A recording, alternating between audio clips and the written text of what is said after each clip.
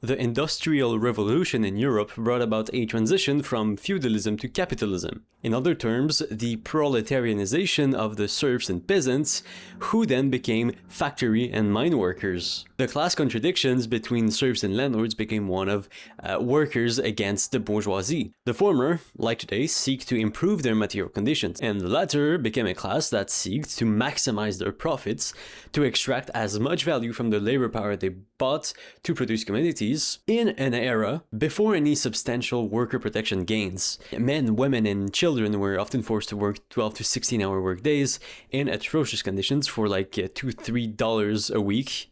And for most people, it was a matter of survival above all, without much free time to question the material conditions. If they stopped working, they'd simply starve to death. And believe me, conditions were abominable. Unions, being the associations of workers together to demand concessions from their owning class, were illegal in most of Europe in that time. The bosses had all the power for a few reasons. First, the reserve army of labor was massive. Millions of landless peasants who flooded the cities had to beg employers for work to afford housing.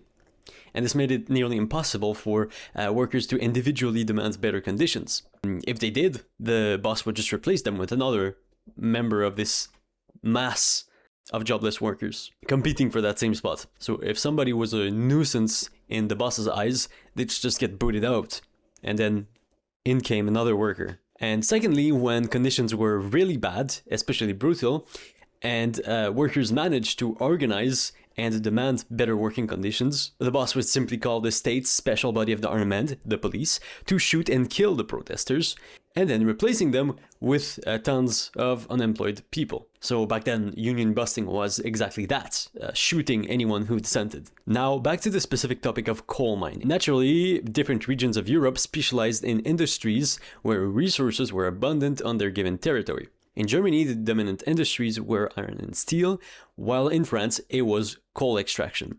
And most of that coal mining happened in the Nord-Pas-de-Calais region in northern France, bordering Belgium. This is the setting for the book and subsequent movie adaptations, Germinal. Initially published by Émile Zola in 1885 as a sort of allegoric exposé of the Great Strike of Anzin in 1884, it was then adapted into many movies, notably the one I watched back in 2021 when I initially wrote this analysis, being the 1993 adaptation by Claude Berri, starring notable French actors like Gérard Depardieu.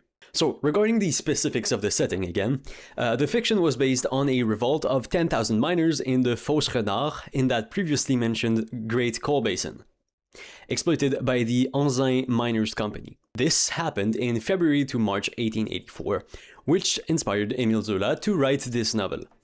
It's not so much fiction as it is an amalgamation of the experience of all miners of this time in the Nord-Pas-de-Calais mining basin. Ultimately, in the real world, this strike was very long and brutal. It lasted 56 days. The good thing that came out of it was the legalization of worker unions by Minister of Interior Pierre Waldeck-Rousseau. We'll talk later about why this happened and how unions became tools of controlled opposition.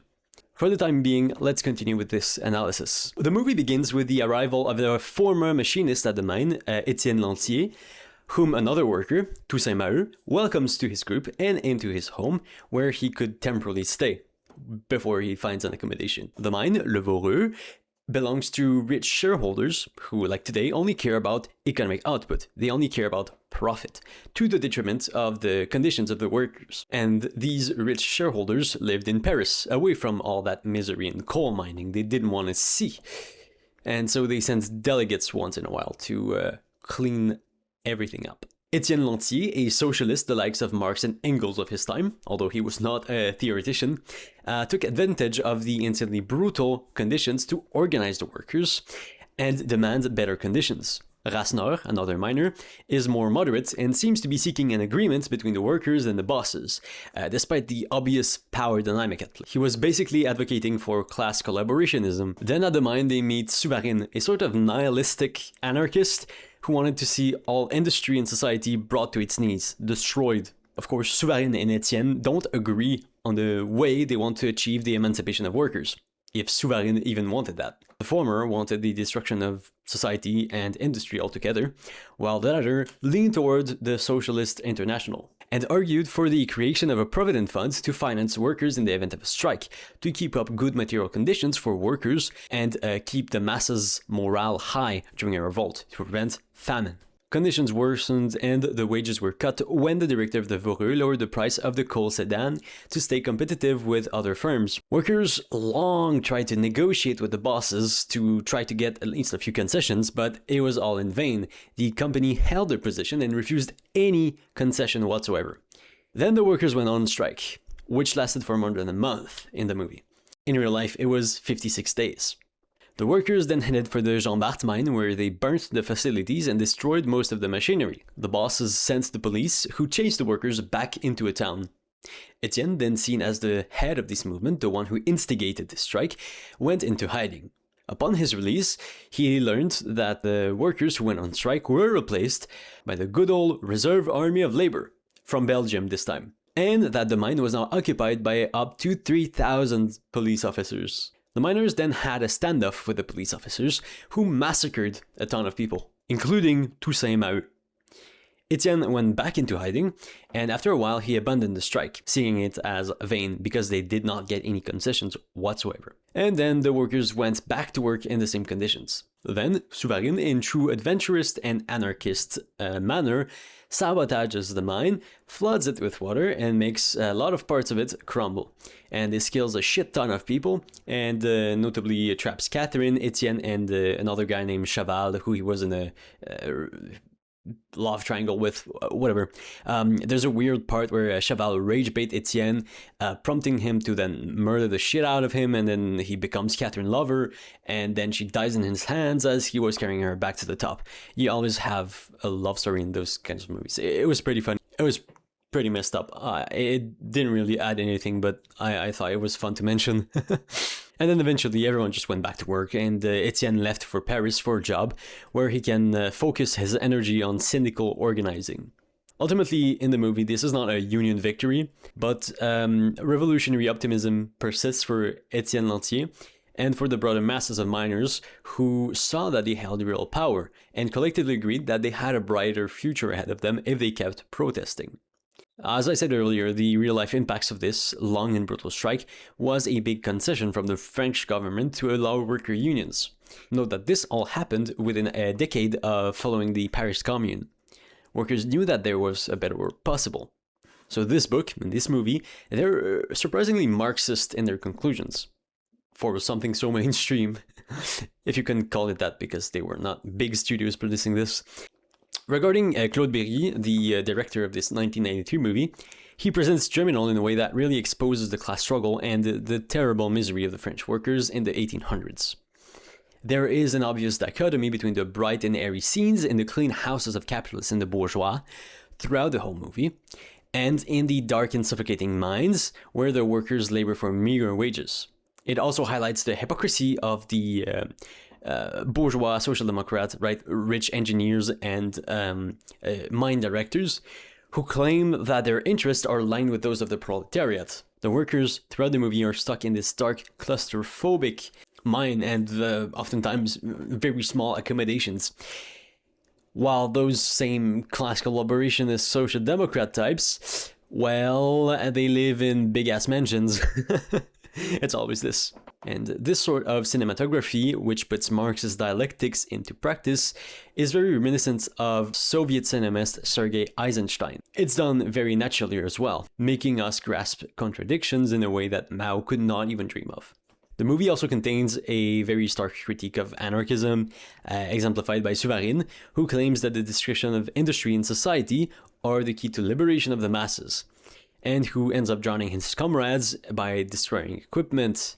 His unprincipled adventurism is ultimately very anti-worker, and it serves the reaction. No wonder the French Trotskyist Boris Souvarine took his name and then got expelled from the French Communist Party for anti-Bolshevik propaganda and siding with Trotsky.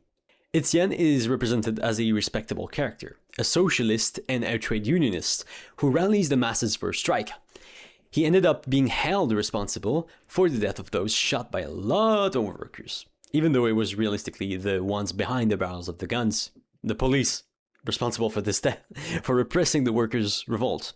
So Zola and Berri portrayed him as a Marx-Engels type, inciting the organization of the whole proletariat in order to achieve the liberation of the workers, rather than negotiating without weapons in the face of capitalists whose property was protected by armed soldiers, police officers. Capitalists depend on the exploitation of the working class, but workers without resources or massive organization eventually must accept exploitation out of necessity for their immediate survival. There is a more long-term work to be done in order to resist and to overthrow this capitalist system. So the necessity for better conditions wasn't just immediate, but demanded systemic change. And that wouldn't happen by destroying all industry and killing people. This whole strike situation was presented as deplorable, resulting in unnecessary deaths, for a return to work with conditions that were essentially the same as before. And that's the thing, like, they didn't get any concessions from the bosses, right? Their conditions stayed the same. However, it was a pillar of the early trade union movement and the legalization of worker unions in France. So it was a historical necessity for the class struggle against the capitalists. So to sum this up, the themes illustrated by Claude Berri are those of class struggle, perseverance, courage in the face of the bourgeoisie, misery, and trade unionism. All contradictions of capitalism. So in this case, Zola and Berri didn't even have to argue anything with the plot. The events themselves just did all the work themselves. And now back to Zola. He himself attended part of the strike from February 23rd to March 3rd, 1884, which he described as relatively calm, despite a few explosions with dynamite against the workers' houses. Very calm indeed. And another article by Henri Mitterrand describes Zola's experience with the miners in more detail. He took some notes of unknown origin on the conflict that had broken out in Denain in 1880. And he was told about the strike of October 1866 in Anzin and Denain. Under the direction of the Polytechnic engineer Louis Mercier, he descended to the bottom of the Renard pit at least 675 meters, and visited down its narrowest galleries. Zola spared himself nothing.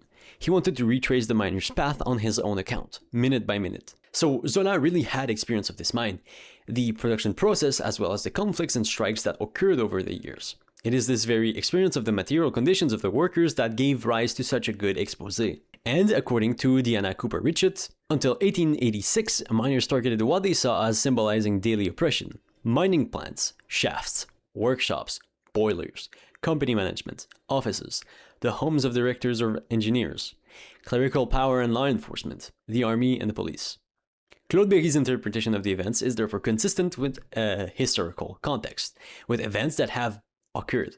The miners actually sabotaged the equipment and went after the directors, like in the scene in the movie where they surround the mine owner's home.